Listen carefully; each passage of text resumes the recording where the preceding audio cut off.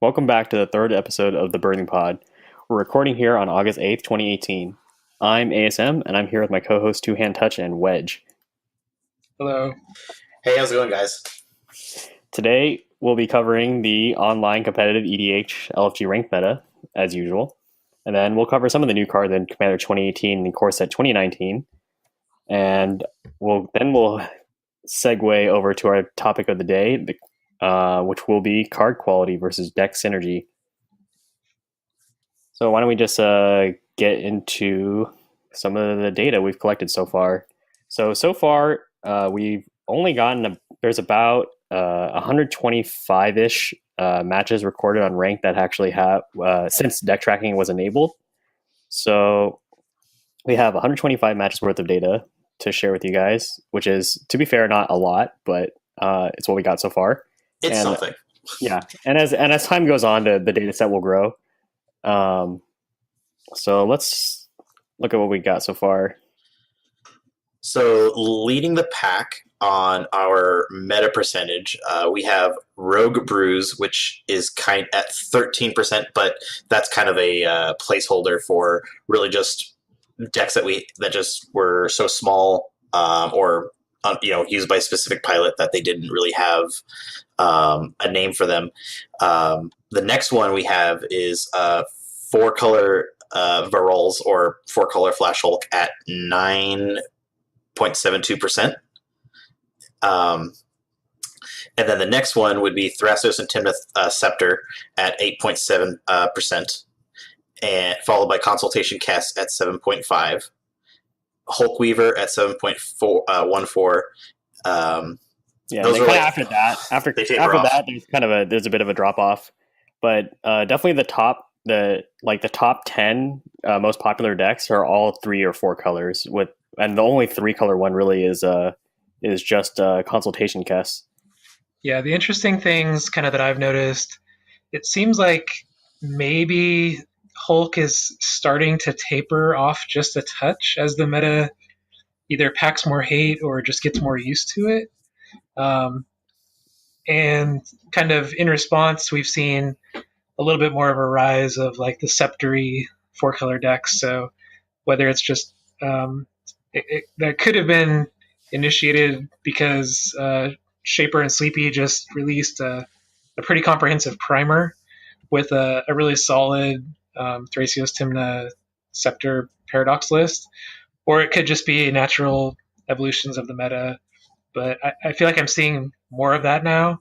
But the trend remains that there isn't very much monocolor, there isn't very much dual color.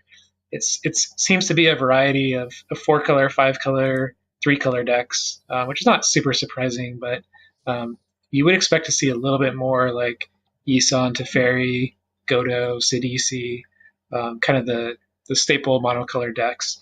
But it could just be a reflection of the no-budget meta. Mm-hmm.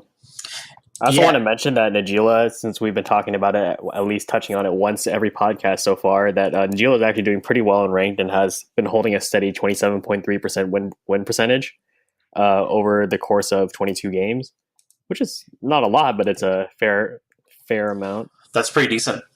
Yeah, I'll give my 30-second Najeela update since it's like a pet project, right? Yeah, I'm still happy with the deck. I think personally, like if I look at my own records, I'm doing well. Like I'm up at like 40-50% with the deck. But what I will say is that I haven't had any games where it's just like I just steamroll the pod. Like you can't really do that because you pretty much need to go like turn two commander into turn 3, trying to do something. Often it's like a turn 4 or 5 win. So I feel like I have been winning with the deck, but a lot of them is because like either I got lucky and was able to kind of slightly outplay somebody, or there was just a decision that could have gone either way and it happened to go my way.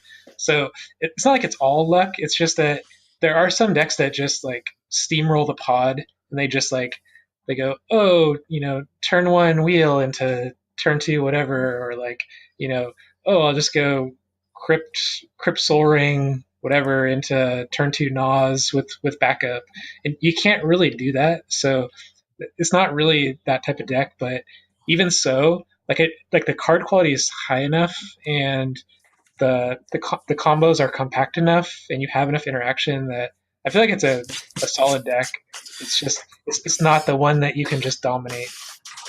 Yeah. So what you're kind of saying is that you've had to work for your wins. They've all haven't been like super clean, cut and dry, and you've pretty much generally had to go into like a lot of grindy games. Yeah, essentially. Yeah, and it doesn't have those like. I mean, you can't just flash for the win at instant speed, and you can't just like Right. you can't just Nas for 40 cards and then do whatever you want. It's always like it's usually a 2-turn build up, and then you're having to navigate both the threats that are coming at you and trying to protect your pieces that you've already committed to the board. So it's just a different, slightly like more incremental board development type of deck, which is really fun actually to play because you're sort of you're always sort of balancing offense and defense. Like, do I commit another piece or do I hold up? Do I need to hold up something for the Hulk deck, or I don't know. It's been Yeah. fun to. Yeah, you're packing a lot of interaction yours as well, right? Yeah, I have a ton of it. So it's like it pretty much has just 2 or 3 silver bullet stacks pieces, and then like 12-ish counters plus Tainted Pact and Consultation, which can be emergency counters. So there's plenty of interaction. Yeah, I would probably say that yours is like the most interactive one that I've seen. Most people that I've seen playing Najeela are playing like some sort of like Bearsy version, and like they just never have interaction, and they're just trying to just do their thing. So it's yours has definitely been like very like active in the pods.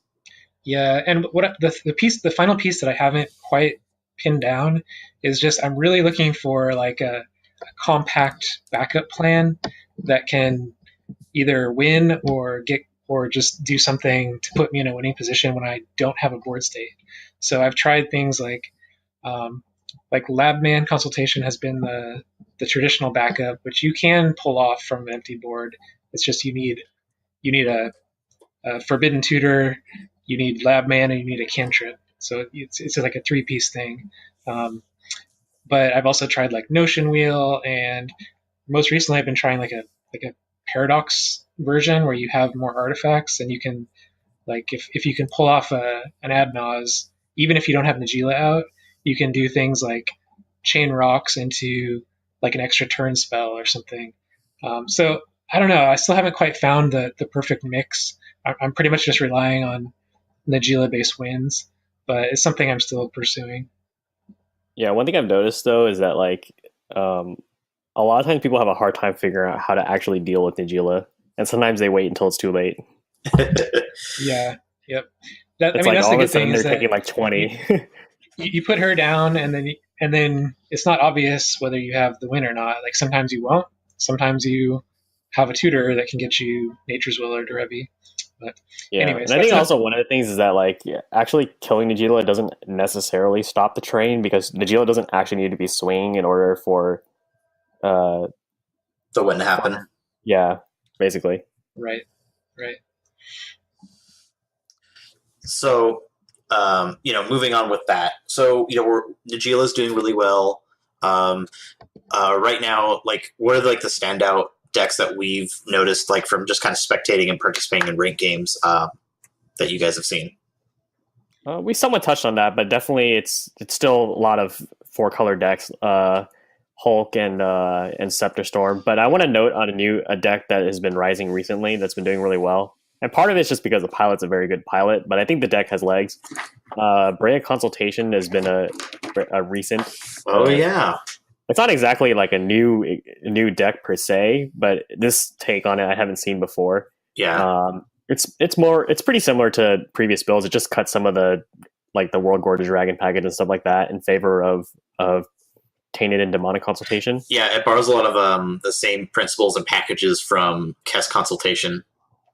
Yeah, but you get Scepter for but yeah, you still get to run Scepter as a infinite mana combo with Brea.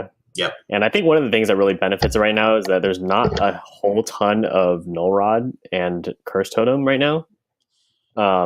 There is, I mean, main reason for not a lot of Curse Totem is that there's not really many decks that are playing Curse Totem online. There's a few, but not much. Yeah. And then Null Rod is and Stony Silence just also has fairly low representation. Like the type of interaction people are opting for right now is a lot more stack based rather than proactive. Yeah, I've been noticing that a lot. Yeah, a lot of the proactive type hate is either like Rule of Laws or graveyard hate, like Rip and stuff like that. Right. Yeah, I haven't been seeing a lot of bear and like proactive strategies. They've like really tapered off. I mean, obviously it's a small sample size with what we have right now. We only have so many games, but the lack of stacks around has been pretty interesting to see. Yeah, I mean, outside of Graveyard, I think one of the problems though is that the reason that you don't see so much stacks is that because a lot of the stacks doesn't hit both Hulk and Scepter based decks. Like you're picking your poisons, right? So like, and then usually like something that one of the stacks that you're trying to play is like the rest of the entire table is trying to get it off. One of the things with stacks is like you want other stacks players at the table to help you keep them there, because a lot of times we kind of touched on this in our last podcast, but being the only player on stacks makes it very hard to keep your stacks pieces on board. All it takes is 2. Yeah, being the only person on anything is hard. But yeah, a stacks player. But in fact, I actually tried. Like I thought it would be fun to just like randomly jam a game of Blood Pod, even though it's not. Yeah, I was there for that. That's not a deck that I normally pilot. And I feel like I got a little bit unlucky with the draws. It was kind of a game of mana flood, but it sure felt bad. I felt like I had such little chance. Like eventually I was able to kind of try to force out a Sire of Insanity, and it was resolved, but it just got bounced like before it even did anything. And that was like that was my only impactful play. But even if I had like gotten another 1 or 2 down, I feel like of the 3 players that didn't want to see that, like one of them would have dealt with it. Yeah.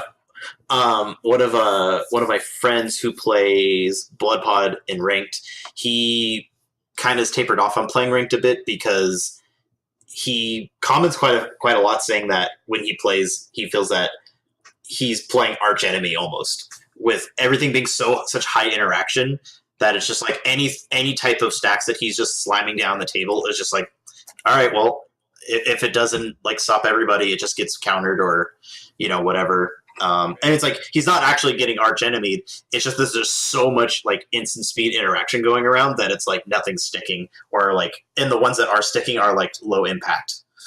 I mean, I think that's the reason that people are playing stack-based interaction. Is just it's the most flexible, the type of interaction you can be running. Yeah, it's also the easiest to have on turn 2 when you often need it these days. But yeah, Wedge, so one thing I wanted to say was, despite that kind of lower frequency of stacks at the tables that we've been on, you have actually been playing Paradox Sisay a little bit more. How's that been? Well, I've only gotten a couple of games with her on Ranked so far, and I've enjoyed it. I mean, having a card advantage engine in the command zone that's also like a 1-card win con, or like almost a 0-card win con. I don't know how you want to phrase that. Really helps. I've been enjoying it so far, but I think I need to get more games in before I can like really comment on it. So I think probably by the next podcast, I think I'll have a good amount of information and opinions to say on how I think Sisay functions in the ranked meta. Yeah, the games that I've seen, you've been in every one and had a chance to win. Oh, 100%. Yeah, so it feels like Sisay is not getting overmatched right now. So not at all. Yeah, it could just be that, that maybe Sisay, along with maybe some other people, switch, and then all of a sudden you have pods that are 50-50 with stacks. A stack's all represented, and then all of a sudden the meta changes. So it'll be 100%. Yeah. Yep. I think that she could. Oh, go ahead. I said I definitely think that she could force a meta shift, possibly. The fact that like she can just play that kind of mid-rangey role that Teferi's kind of known for playing, like can really like kind of lend to those games. And like it's been said a lot, but Mox Ember and Urza's Ruinous Blast have really, really pushed that deck up quite a bit.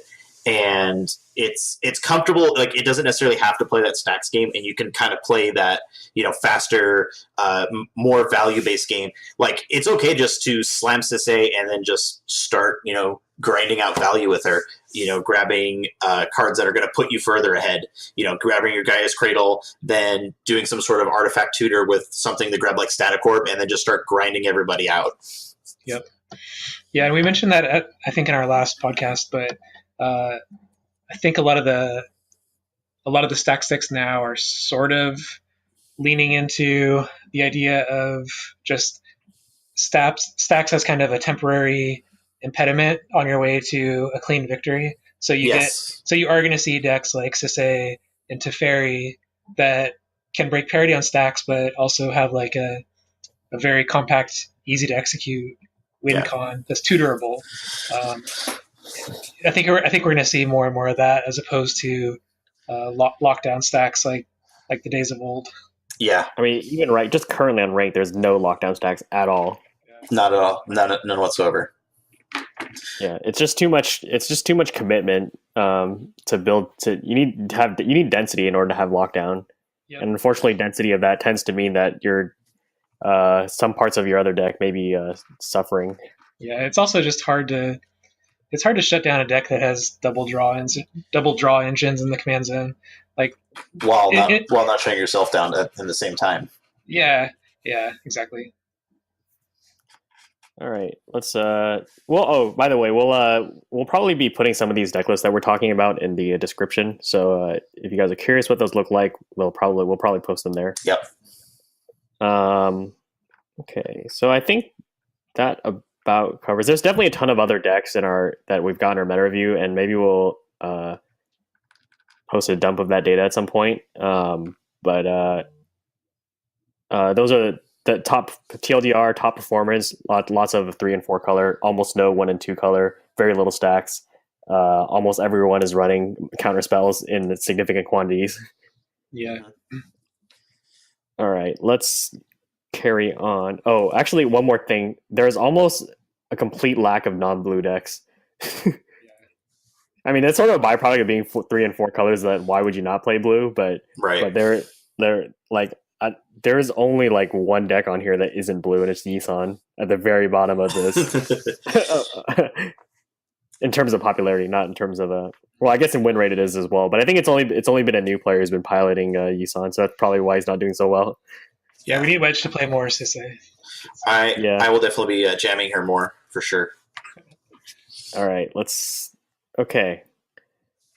So we were going to touch on. So actually, it's been quite a while since our last podcast. It's the summer; things don't align. It's difficult to get together. So 2 sets have come out since the last time we've talked. So it's only been a little over a month too. I think there's actually been one supplementary set as well, right? Was it that Jace thing? Oh yeah.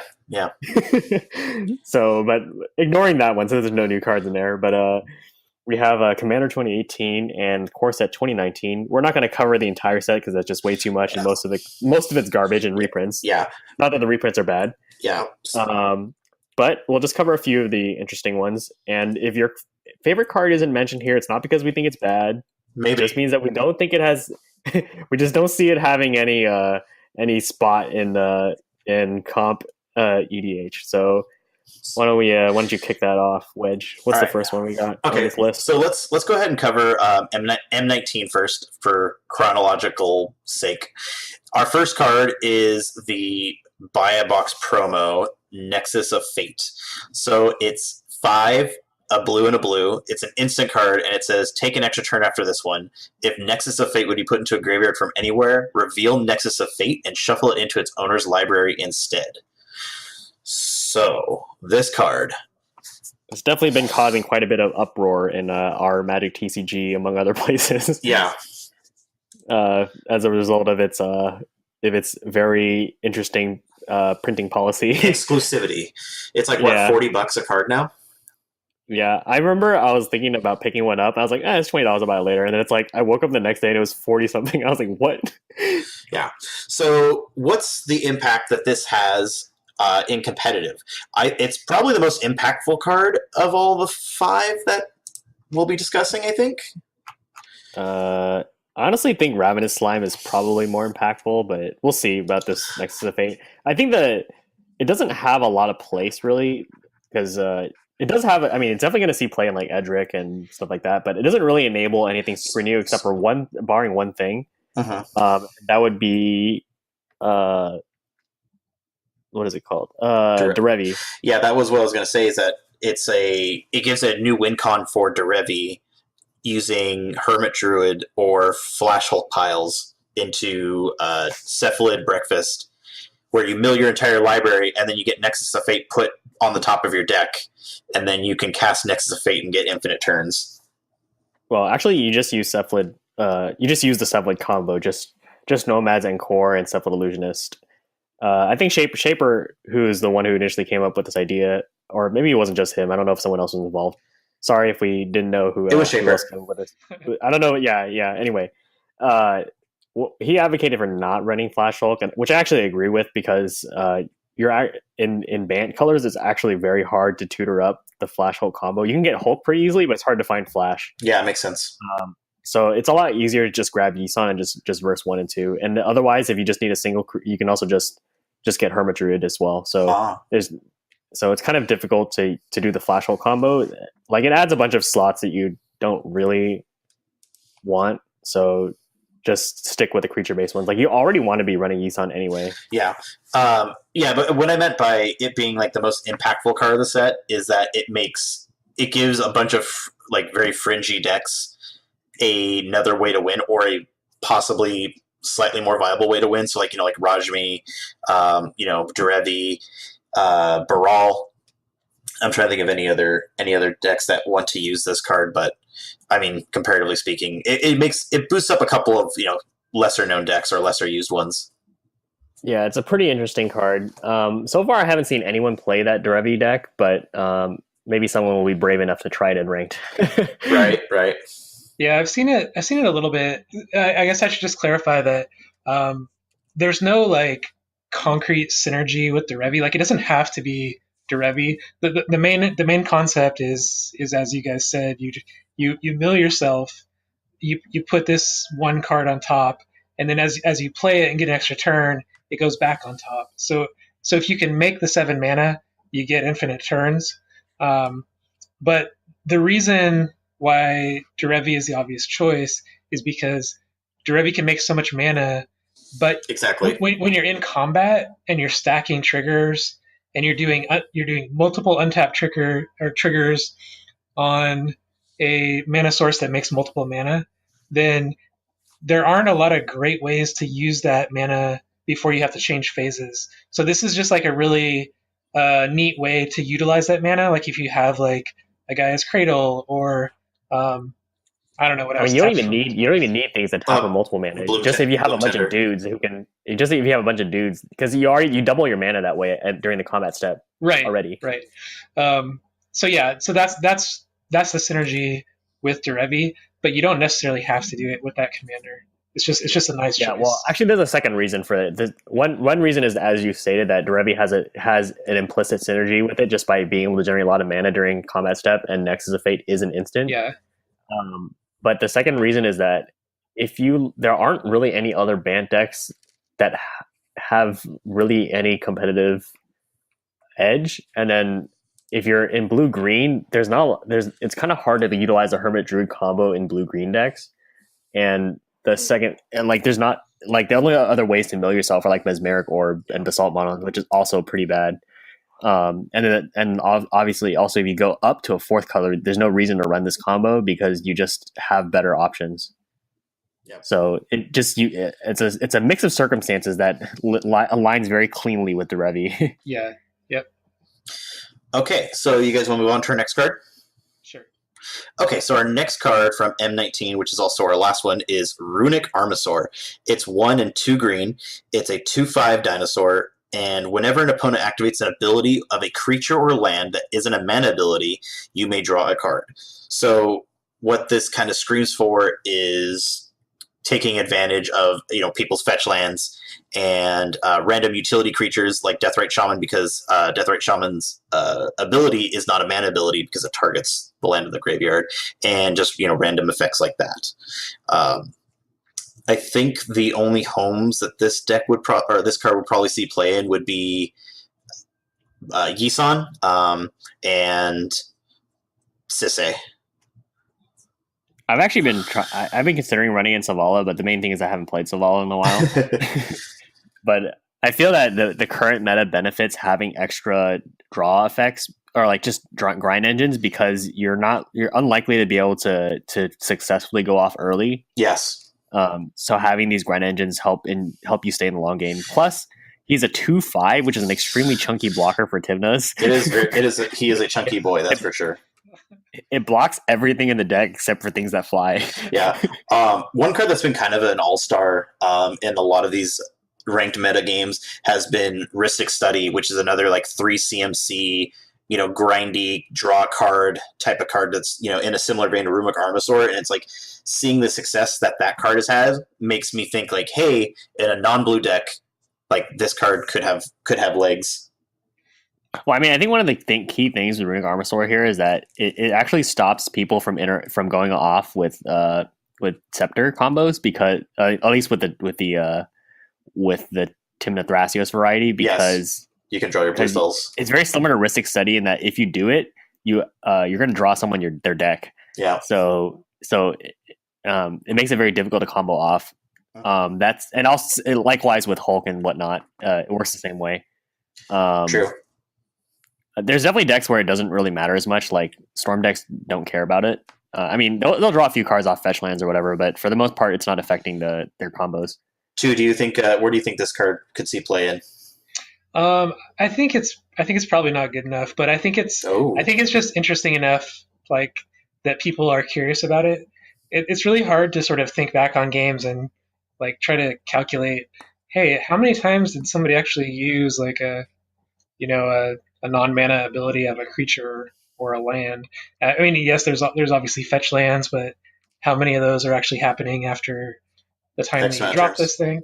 So I think it's like I'm really curious to see it. I just haven't seen it. I think you're right. It's probably it could be for Yisan, and it does sort of nerf a couple combos. Yeah.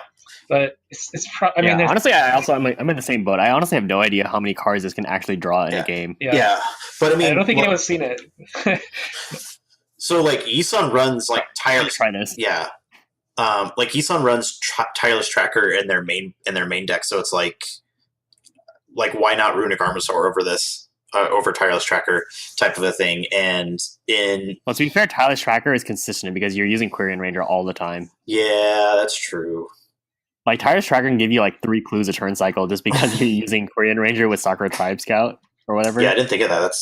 That's pretty smart.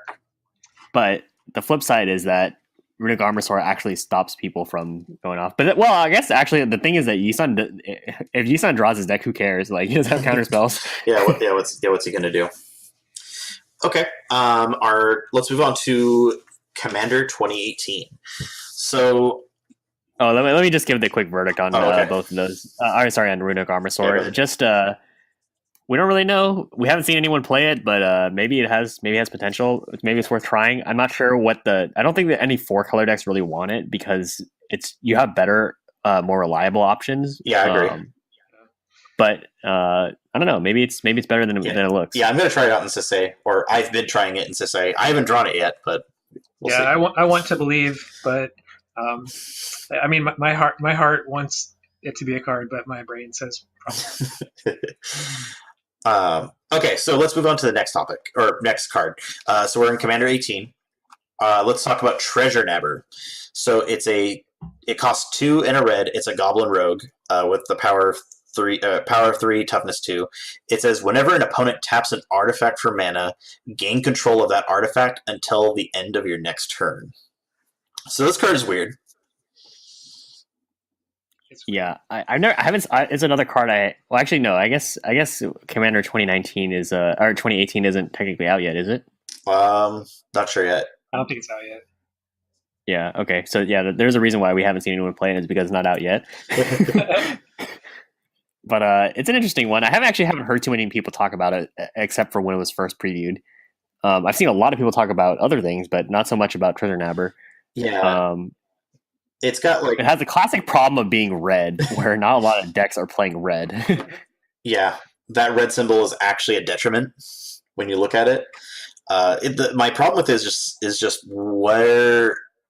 what home is it going to have? Like, where do you put this in?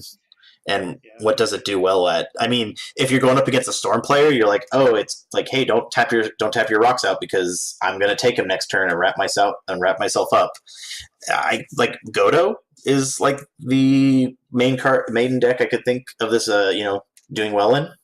Well, you could put it in Blood Pod too, but I think I like the card. Like I've been, for those of us that have played Stacks, I think a lot of us have been looking for Null Rod on a body for a long time, and this isn't it, but it's like 3/4 of a step in that direction. So maybe it's more like what. I honestly feel like it's more like Mana Drain than Null Rod. Thing is, it doesn't actually do any mana denial. They get their artifact back on their turn. On their next turn, yeah. Right. So they never lose control of the artifact permanently or even skip a turn. Right. What it stops is it stops them from using their artifacts during your turn. Well, because then they won't get it. Then they won't get it back until they'll skip a turn cycle. Right.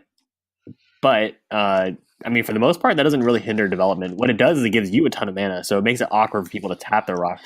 Yeah, like I could see this in Blood Pod as Tu was saying, like you jam the Goblin Rogue, somebody taps out to do something, and then you're like, oh, okay, I get to push out my Sire of Insanity or my Elesh Norn early because you gave me your Soul Ring and your Chrome Mox for a turn. Or something. That's the main thing. It is actually. I could see it potentially giving a lot of mana, but I think people will be very careful playing into it and not tap all their rocks. Yeah, I think this is a card where like the more you think about it, kind of the worse it gets. So it doesn't stop. It doesn't stop things. It doesn't stop Dramatic Scepter. I mean, because they can put them all on the stack before you ever have to give up control. Also true. If they need to tap their Mana Crypt or their Mana Vault for like an Adnaz, they're just going to do it. They're not going to care. Right. So it probably doesn't do enough because even if it totally like nerfs them, they'll just sit there until they can remove it. It doesn't actually. It's not a Null Rod, unfortunately. I will say the funniest thing about it is that the first player who uses their artifact mana makes it very awkward for all the following players to use their artifact mana unless they want to give the person a ton of mana. Right. Right. All right, so let's move on to the next card. So our next one is Ravenous Slime. It's 2 and a green. It's an ooze, 1 power, 1 toughness, and it says Ravenous Slime can't be blocked by creatures of power 2 or less. If a creature an opponent controls would die, instead exile it and put a number of +1/+1 counters equal to that creature's power on Ravenous Slime. It's kind of like a rest in peace for creatures. Yes. And it's somewhat reminiscent of Scavenging Ooze, except the difference here is that Scavenging Ooze doesn't stop a lot of Hulk combos, but Ravenous Slime here does. Yes. But also, in the same token, Ravenous Slime doesn't really let you exile it only works on creatures dying. It doesn't even stop creatures entering the graveyard. Right. From other ways like discard or from the library. Yeah, that's true. That's probably the worst part of it. Obviously, replacement effects are where you want to be when it comes to graveyard hate. You don't. There's a lot of graveyard decks that can get through triggered graveyard removal. Yes. So it's got that going for it, but as Wedge said, I mean, if they entomb something, if they mill something like with Gitrog or something, it's not going to really hit that. But it sure does hit Hulk, which is a big plus. Yep. I mean, it hits Razaketh too, right? Because you actually need to You actually need to sacrifice bodies. Well, you don't care if you don't care if they go to the graveyard. I guess you're just gonna get life death or is it life death? Yeah. Life death. And you get all the creatures you need. Yeah, you don't care if your creatures get exiled, the ones that you sacrifice for. They're just there to get you cards. Right. You just need one to get the Chain of Vapor to bounce the Ravenous Slime, so you can do the Relic Warder combo, right? We don't even do that most of the time. Our plan A is actually assembling Bomberman. Okay, so I guess you don't actually have creatures hitting the yard in that case. Yeah. Well, actually, Alright, so Eternal let's- Witness. So yeah, we would grab the Chain of Vapor. So Oh, okay, gotcha. So it does stop it. yeah. That's true. So okay, but yeah, but I mean, you have a way to get around it basically. Yeah. You just need enough mana that you can get life death for for Chain of Vapor or something like that. I guess maybe not Chain of Vapor since it can bounce your Razaketh if they're really desperate. It could be, yeah. You can also just but grab probably like swords or something. I don't know, whatever. Pognify, Windsor Rebuke, whatever. We have Abrupt Decay. Yeah. We have answers. Yeah. So the obvious. So I guess mostly the obvious place. mostly it's just against Hulk. Sorry. The obvious place to stick this is in Yisan because I don't think that there was any good Grave Hate on verse 3, right? So now at least maybe you stick it in there and you have an option because you want flexibility. You don't know exactly what verse you're going to be on when you need that Grave Hate. Mm-hmm. Plus, this 2 slot is quite jammed up because there's a lot of things you want to fetch on 2. Yeah. It's also, just seems like a good meta call if your meta in particular is, just littered with Hulk decks, so you could, you can grab it from Green Sun Zenith or, whatever methods you choose. Yeah, of course, the flip side of this is a lot worse than Scavenging Ooze when it's not filled with Hulk decks. Yes. It's very specifically creatures. Yep. Okay, so our last card is Yuriko the Tiger's Shadow. It's 1, a blue and a black. No laughing. It's 1, a blue and a black. It's a legendary creature, human ninja, and it has Commander Ninjutsu, where you can pay a blue and a black to return an unblocked attacker you control to your hand, and put this card onto the battlefield from your hand or the command zone tapped and attacking. Whenever a ninja you control deals combat damage to a player, reveal the top card of your library and put that card into your hand. Each opponent loses life equal to that card's converted mana cost. It also reads on this text, flavor of the month. Yeah, that's a good intro. I think half of our audience is probably like doing the thonk emoji face right now, and the other half is like cheering, like, yeah, Yuriko, fuck yeah, they did it. But yeah, so this is obviously the flavor of the month. First thoughts, what do you guys think? It follows the long tradition of Dimir commanders that aren't quite good enough. 100%. Somehow Dimir just never gets it. Yeah, I'll resonate with ASM on that almost 100%. Yeah, it's funny because it's like a Bob or a Timna, but it's not as good as either of them. Yeah. So what we've seen both in the Discord and on the Reddit is, for some reason, this card has a magnetic draw to it, and people want to brew this thing even against their better sense. And so we've seen some interesting creations, and we've alternated between being realistic about the challenges that a deck like this might face, but also like doing our best to help people brew something that they are obviously emotionally invested in. So have any of you guys actually played against a Yuriko deck? I haven't, but I've seen someone lose to it on ranked. I think they didn't log it. They didn't log it though because the commander's not officially legal yet. But someone did pull a win. I think it mostly happened because no one wanted to deal with it, and then I think she just ended up nuking people enough times that they just died. So is that the build that you've seen the most of? Like, or I guess I should ask, like, so if you were gonna push this deck, if somebody held a gun to your head and said you build Yuriko or you die, how would you build it? I mean, to be quite honest, I would just play Blue Black Doomsday Nas, just like regular Blue Black Storm. Like, like the worst case, she's still a like a Almost. 1/3 that can draw you one card a turn, like, and without, if you don't want to add any garbage to your deck, like some random ass ninjas, she still draws you one card a turn. Like, I mean, it's not gonna last forever just because that's the nature of playing against a lot of 4-color decks, but she's gonna get there sometimes, and you're probably gonna. I feel like you'll get at least your divination's worth. But I think the neat thing that she can kind of do for you is that she can potentially get there. Oh, crack your Doomsday pile. The flip side is that if you actually want to do that, you need to have other creatures or just her out, which is kind of awkward, but it is possible. Like, you don't really want it. There's no evasive creatures that you actually really want to be running in Blue Black Storm, so that kind of has a natural dyssynergy there. Yeah, I think if I had a gun in my head and I had to brew this, I'd probably brew it somewhere deep in the recesses of my trade binder.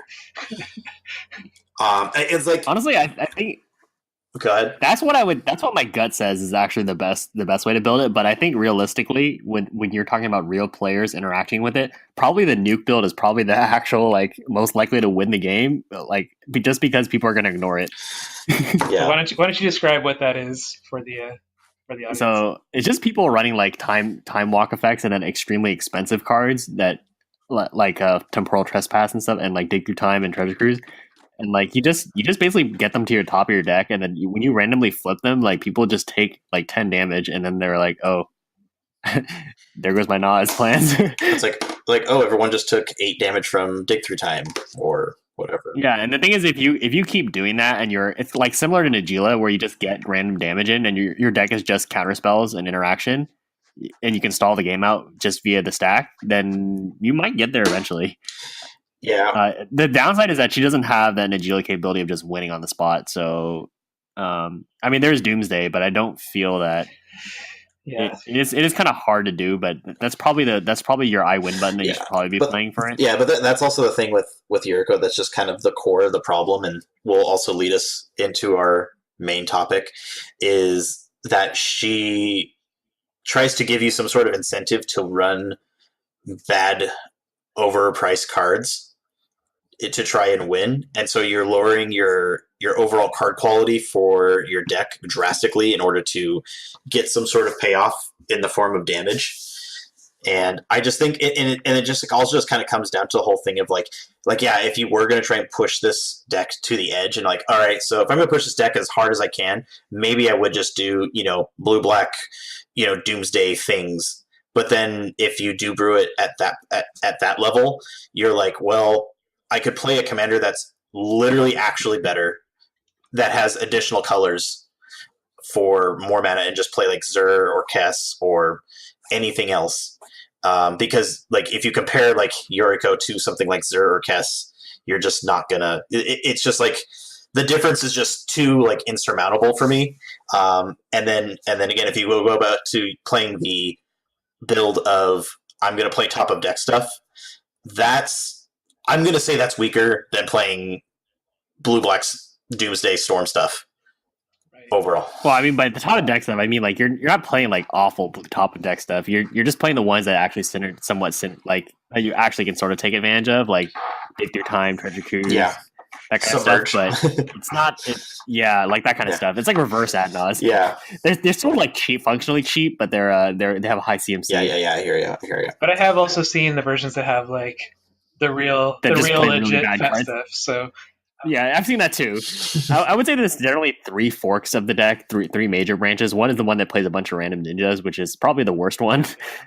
To be honest, like, it's trying to be Edric, but it's worse. Like, you don't have the mana that Edric has, which I think is really important, and then you don't have the density that Edric has either. Like, your ninjas are really bad compared to just that's it.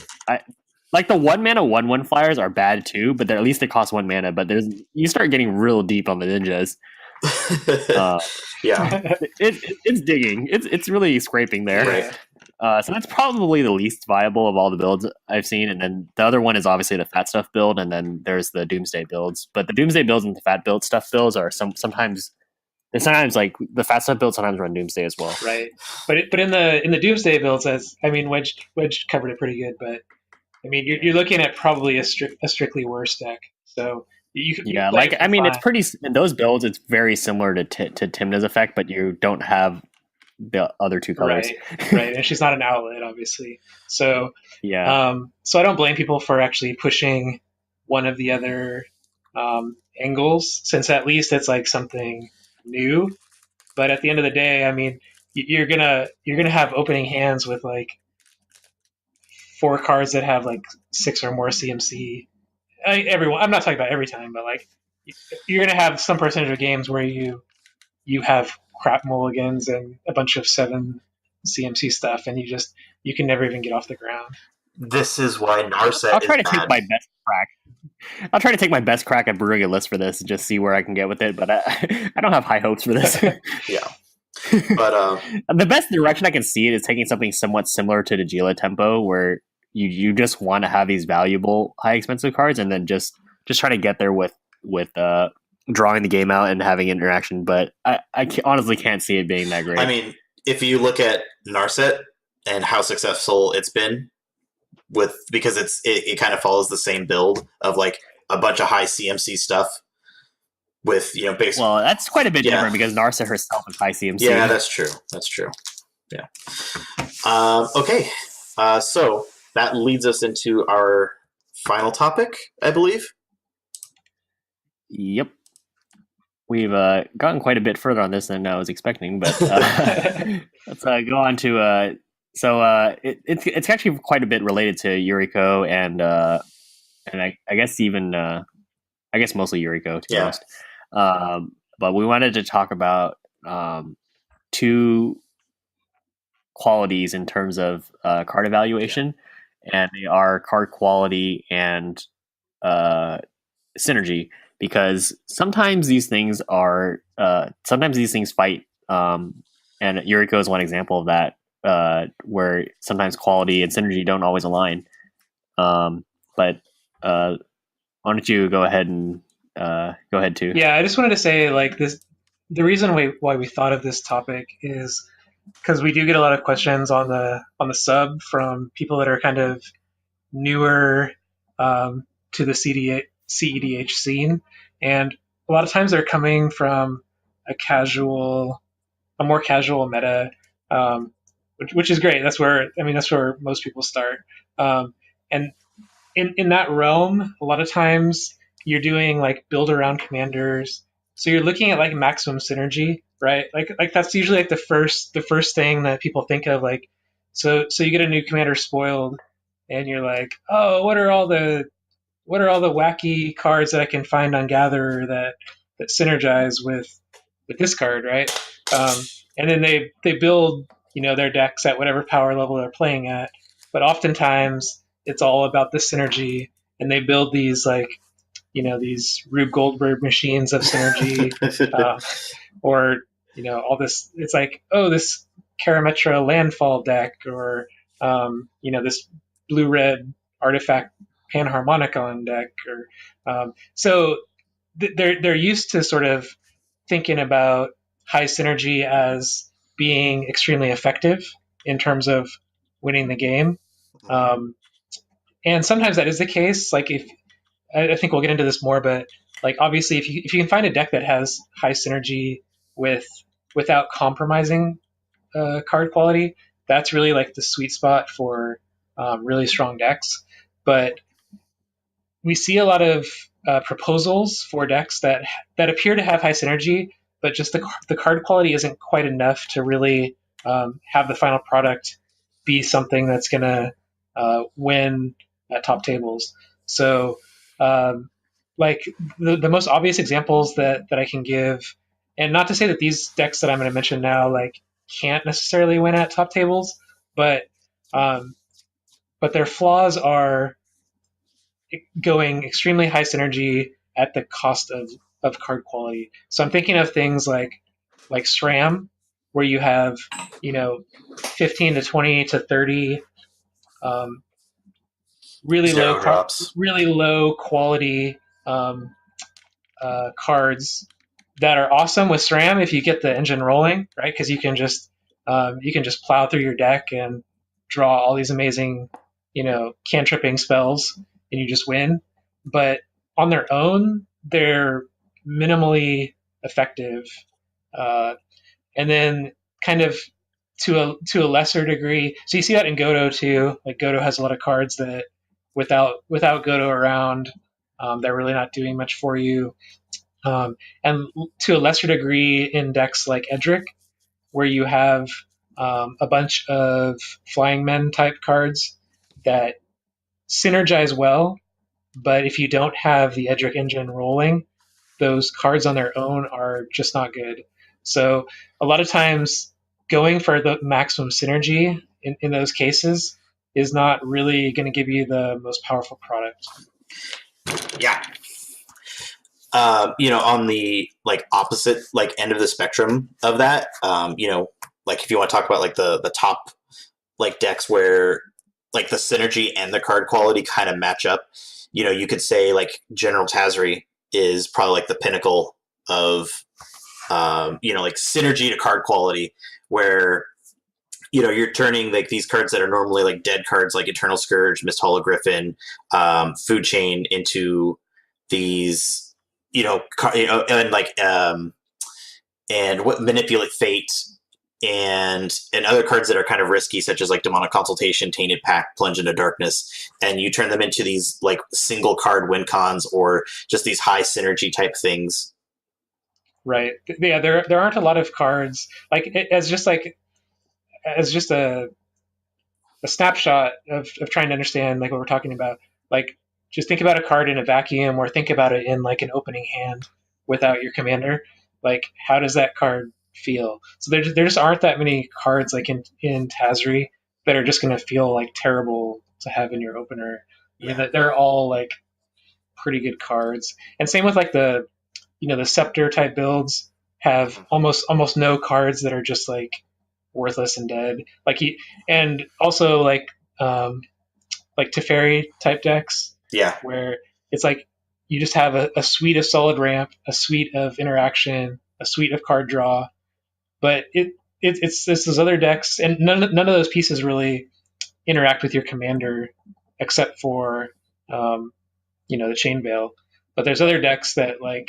Well, Stasis as well, I guess. Yeah, I guess that's true. Yeah, you have a couple stack pieces. Yeah, there's a few, but yeah, but there's like the thing where like you can have synergy and card quality. They don't have to fight, but like as you mentioned with Tazri, like the Scepter variants of Thrasios Tymna are another good example where you have extremely high card quality, but they also synergize quite well with your commanders. Like obviously Scepter Reversal just wins with Thrasios, but even your dorks synergize well with Tymna because they give you bodies to convert into card draw. So you never feel like your hands are so bad unless you're really flooding and stuff like that. That's one thing I wanted to kind of point out too is like the decks that are kind of focused on that whole high card quality that also are like pretty synergistic. If you look at like the top, like the kind of the higher meta percentage shares that we have on ranked, a lot of those decks all have a lot of those kind of characteristics. So like, Kess Consultation is like, they try to minimize as much on the dead cards. You just said Thrasios, Tymna, Scepter. The 4-color Flash Hulk that Sick Robot's been piloting, he's like trying to like minimize like the number of dead cards in there as much as he possibly can. Right. That's what I was. Yeah, and that's a very important thing that comes with building comp decks is that you're always trying to minimize dead cards because they are low quality. Even if they're important to your deck, they are functionally low quality. You never want to draw them. Right. Like examples of this are like a lot. This is a common problem in Hulk. It's not a problem, but it is a thing. It is a trait of Hulk decks that you have to run things to actually fetch off Hulk, and usually those cards are pretty bad on their own. Tymna somewhat mitigates that because if they're a cheap body, at least you can just play them and they'll draw some cards. But I mean, you generally don't want to be running them out there. Right. Yeah, you said it. We're talking kind of about like extreme ends of the spectrum, but often brewers are working kind of in the middle of that spectrum where you have maybe like a tiny package or not that is like a trade-off of quality and synergy. So for instance, like the Hermit Druid package as a win con is it has high synergy, like all those cards work together well, but the card quality is pretty low. Like if you don't want to be drawing Narcomoeba, you don't want to be messing with Fate Stitcher, Or Dread like Return. or Dread Return or Flash of Insight. I mean, those just aren't really that good at cards, but they work well in that package. So you sometimes like it's a neat trade off because you have the opportunity to do something powerful and fast, but you run the risk of messing yourself up by bad draws and Suboptimal cards. right. And that's I think if you understand this concept, you start to you start to understand why people that have been brewing for a long time and playing for a long time, they get really excited if they can cut like a single combo piece, like a single card out of their combo, right? Like remember when like if you go back like a year in time or maybe like a year and a half, you would see a lot of people that would be putting Labman into their deck as just for the contingency of drawing their deck. They're like, oh, my goal is to draw my deck, and then I'm gonna play Labman and win, or play Walking, or like I'm gonna make infinite mana, and then I'm gonna play Walking Ballista and win. But like people get really excited if they can remove those cards from their deck. It's because they're kicking the overall quality of their deck up a little bit if they can find some way to win with the remaining cards in their deck. So we started seeing the rise of like Twister loops and some other like really funky like the Selvala loops that either do like Scroll Rack and Memory Jar, or now there's like a bunch of other different angles that you can play. But you don't need to have Walking Ballista in there. You don't need to have Labman in there. You want to maximize your card quality without losing your synergy. Yeah, absolutely. We were having an exact same discussion over the last like couple of months, Biopower and myself, with Captain Sisse, in trying to minimize the dead combo slot cards that are in the deck currently. Like once you assemble Paradox Engine, where we don't want to use Dosan the Falling Leaf, because if you just play him and you pass in any situations outside of the Paradox Engine turn, it's a dead card. It's just bad. Don't play it. And then you also have like Green White Selvala, which is just a bad card, and again is useless outside of the combo turn. And so like we're like working like super hard just to try to cut out these two cards to in order to like have a higher card quality overall. Yeah, I think your angle that you're exploring is actually super cool. I don't know if it's going to work out, but why don't you share like some of the things you're toying around with? So we want to cut some of those fluff cards. So Dosan, Selvala, Blasting Station, and to an extent, Thousand Year Elixir. I don't personally like Thousand Year Elixir. I think it's okay, but it's like I don't think it's good enough if we're talking like comparatively to other decks and such. But so the idea is to cut those cards, and once you assemble your Paradox Engine, is now with like Mox Amber and Mox Opal and Rishkar and everything, you can generate a ton of mana. And so once you start slamming those pieces down, you start generating mana with Paradox Engine and tutoring every turn. You grab out this one card that we are looking to replace, like those 3 to 4 cards that we were just discussing, with Azor's Gateway, which is a weird, spicy card that says you pretty much you pay 1 and tap it to draw a card, then exile a card, and if you exile 5 cards with different CMCs with Azor's Gateway, you gain 5 life and flip it, and then it becomes a land that lets you tap it for any amount of colors equal to your life total. So what that allows you to do is, not only are you cutting cards like Dosan, Selvala, and Thousand Year Elixir for 1 card, you now can use this to play to essentially put your entire board into play easily with tons of mana to spare, and then you can play Kamal and Elishnar, which you're already playing as a put your board into play and overrun the table type of thing, and you can blow up everybody's lands or pump your board to the point of where you can just kill everybody in one go and just win right there. And you don't have to dedicate those. You end up freeing up maximum up to 3 slots for just 1 card. and that allows us to run like other cards that can help us better in the grind game, like hey, Runic Armasaur might be worth testing out, or fitting some other cards like Miri's Guile, which I've been playing a lot, and I love that card in Sisay. I don't think I'll ever cut it. I think it's too good. And it allows you to run other cards that allow you to play your game better. Yeah, I think another deck that has been doing that recent evolution is Gitrog, where they recently cut out their win cons and by swapping Kozilek for Ulamog. Oh yeah, I think Ulamog is one more CMC, right? Yeah. He's 11. So it does ding you for one more off Nas, but that's a pretty trivial trade off for when you can get one more quality card. You get to cut one of your. I don't remember what win con they were running before, but basically you can just win using you don't really win, kind of similar to that Sisay deck. Like you don't actually end the game, but destroying everyone's permanence is pretty close to getting there. They're not coming back from it.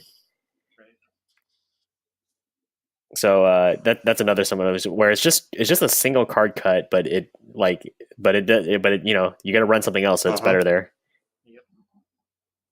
Yeah. Yeah. So I think in a very related discussion is really just when do you stop run? How many win cons do you need? Like how many backup plans do you want? And that's really this trade off here. How much card quality are you sacrificing to add extra win cons? And that's kind of where the whole layered thing comes in, because you're trying to minimize card quality sacrifice in order to add alternative lines, which give you more density. Because one thing more lines gives you is that it gives you a game plan sooner and faster, which means that your deck can be faster. But if your lines don't layer very well, you have to add a ton of dead cards in order to get to your second win con or third win con or fourth win con, and that really causes you to sacrifice card quality, and you're gonna open your hands and you're like, what is this garbage? It really affects your overall consistency. Yeah, as a general rule, your win cons packages are going to be the lowest quality cards in your deck, partially because you may not want to play them out before you're ready to win, but also just because they tend not to impact the board state or threaten your opponents at all. So as a general rule, I think it's fair to say like you wouldn't want you generally would want to minimize your win con packages, right? Which is why things like Najeela and probably more importantly, like Teferi and Sisay, I guess maybe not Sisay, but things that have like really compact win con packages are really attractive, because as you said, if you want to have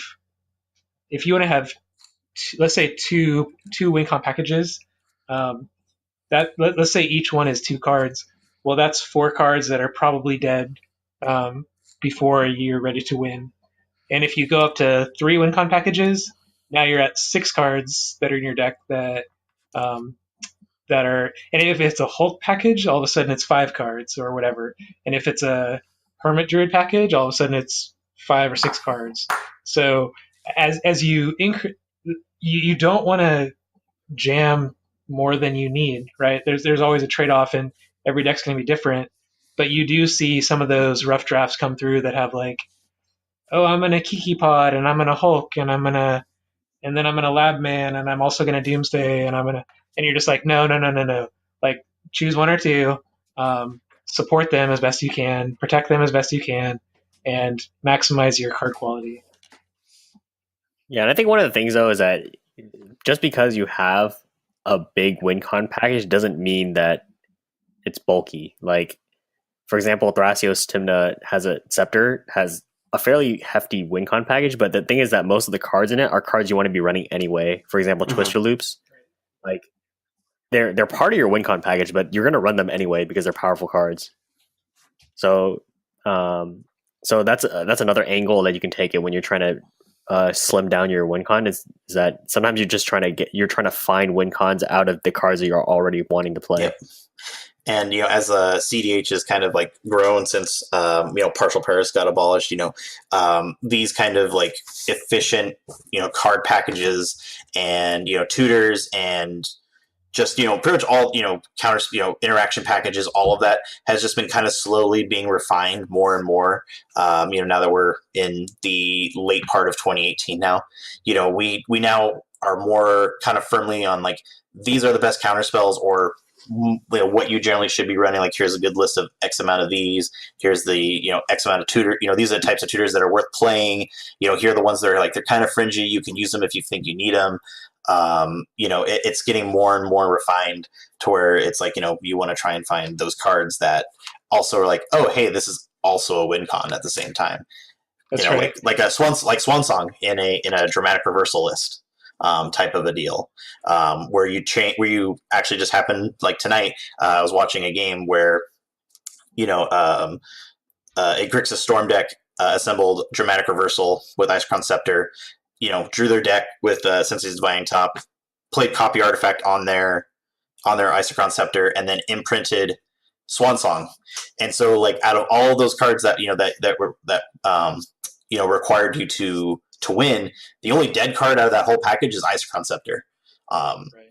You have all those cards are like super high quality, really powerful stuff. Copy Artifact is fantastic. Swan Song is literally one of the best counter spells. And Dramatic Reversal is a really powerful ritual. So it's all about finding those unique synergies within the powerful cards you're already running. Yeah, definitely. I think actually there have been some somewhat new developments though. Like I would say that Tainted Pact has started to get a little bit more acceptance. It is still somewhat underutilized, but it is. I think a lot more decks have been trying to make space to figure out how to run it now. I mean, there's that Brea consultation list that you were talking about earlier. That's utilizing it, and it's been doing pretty decently. Yeah, because besides just like it doesn't have to be just a win con, but it is also quite effective at just digging very deep. It's pretty much finding you. It's pretty much almost a strictly better impulse. Almost. Yeah, it's kind of a weird card because it doesn't. Sometimes you just have to stop somewhere earlier than you wanted because you hit something important, but it is still kind of like an impulse that goes fairly deep. Yeah. I love Tainted Pact. I've used it for a long time. But I think it's going to grow in popularity, kind of along with the 4-color decks that are emerging as pretty popular. Yeah. So obviously, if you're running like a High Tide package, or if you have a mono like a 1 or a 2-color like black or black X deck, it's going to be a lot worse because you're going to hit a basic. So you can't run it. I guess hit your second basic, I should say. Right. But when the modern 3 and 4-color decks can easily run a singleton land base, so there's really no downside besides what was mentioned already in terms of like if you have a multi-card win con package, you sometimes hit part of it that you don't want to hit, and you have to stop there. But there's some decks that just win through their commander. It doesn't even matter. Mm-hmm. Or their combos like just a simple 2 cards, and they don't require any additional pieces. Mm-hmm. All right. So why don't we wrap this up? I just want to give a little just TLDR of this. What the real takeaways from this is. When you're looking at things to put in your decks, there are many decks out there already. Like take any Thras Tymna deck, and you look at the cards that are in there. Those are generally high quality cards. And when possible, when you're building, you're trying to pick as many high quality cards that synergize well with your strategy already. And sometimes if you have a lot of dysynergy when that happens, maybe your strategy needs reevaluation, or maybe your commander or something like that. But you need to rethink something. But as much as possible, you're trying to get those 2 stars to align. Definitely a lot of the top decks have been able to achieve that. That's a really good summary. I agree with pretty much everything you just said right there. Yep, well said. All right, so thanks for listening in. Next time we'll definitely have even more data from Ranked to go over. We didn't want to go too in depth into it this time just because the data set is still pretty small. but next time we'll maybe next time we'll give a more in-depth review. But for those of you who aren't on the CDH server, come and join us. We put the link in the description as usual, and those who are, and if you're not playing in ranked, you should come join us. The more the merrier. And contribute to the data set. Give a sick robot more of your points. Yeah. Actually, he's on the downhill climb now because Sug is stealing all the games with Bray consultation. All right. Thanks, guys. Have a good night. Bye. Right.